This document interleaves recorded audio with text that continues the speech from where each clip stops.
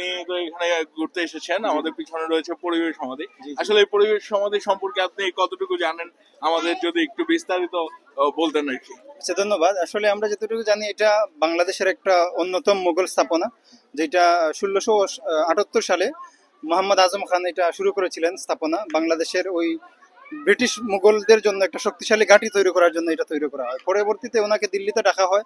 পরবর্তীতে বাংলার সুবেদার শায়েস্তা খাঁ এই কার্যক্রম শুরু করেন।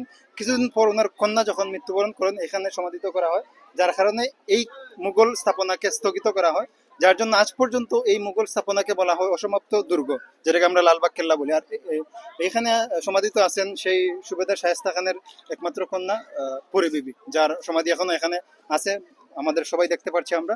আর এই লালবাগ কেল্লা মূলত আমাদের বাংলাদেশের বিশ্বের বুকে একটি মুঘল স্থাপনার মাঝে অন্যতম একটি স্থাপনা, যেটি 2023 সালে 2023 সালে ইউনেস্কোর টেরানাইস একটা সংবাদ মাধ্যমে ওইটা স্থাপিত হয় যে বিশাল একটি স্থাপনা হিসাবে।